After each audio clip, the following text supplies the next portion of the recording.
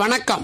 ஆகாஷ்வாணி புதுச்சேரி செய்திச் சுருக்கம் வாசிப்பவர் ஆதவன். குடியரசுத் தலைவர் திருமதி திரௌபதி முர்முவின் உரைகள் அடங்கிய 2 நூல்கள் இன்று புதுடெல்லியில் வெளியிடப்படுகிறது. கடந்த 2 ஆண்டுகளில் குடியரசுத் தலைவர் ஆற்றிய 51 உரைகள் விங்ஸ் டு அவர் ஹோப்ஸ் மற்றும் ஆஷாவோங் கி உதான் என்ற பெயரில் நூலாக தொகுக்கப்பட்டுள்ளது. குடியரசுத் தலைவர் மாளிகையில் நடைபெறும் இந்த நிகழ்ச்சியில் தகவல் ஒலிபரப்புத்துறை அமைச்சர் திரு அஸ்வினி வைஷ்ணவ், இணையமைச்சர் டாக்டர் எல் முருகன் உள்ளிட்டோர் பங்கேற்கின்றனர். ஈரான் மீதான தாக்குதலை அடுத்து உலகில் மேற்கொள்ளப்படும் எண்ணெய் கப்பல் போக்குவரத்தில் 5 ஒரு பகுதியும், திரவ எரிவாயு போக்குவரத்தில் 3 ஒரு பகுதியும் செல்லும் முக்கிய வழித்தடமான ஹொர்மூஸ் ஜலசந்தி பகுதியை மூட அந்நாட்டு அரசு முடிவு செய்துள்ளது. ஹொர்மூஸ் ஜலசந்தி பாரசீக வளைகுடாவை அரபிக்கடல் மற்றும் இந்திய பெருங்கடலை இணைக்கும் முக்கிய ஜலசந்தியாகும். ஈரான் அரசின் இந்த முடிவினால் சர்வதேச அளவில் பெட்ரோலிய பொருட்கள் தட்டுப்பாட்டை ஏற்படுத்தும் என தெரிகிறது. இஸ்ரேல் ஈரான் இடையேயான போர் தாக்குதல் காரணமாக நாட்டில் எரிபொருள் விநியோகம் பாதிக்கப்படாத வகையில் தேவையான அளவிற்கு பெட்ரோல் மற்றும் சமையல் எரிவாயு கையில் உள்ளதாகவும்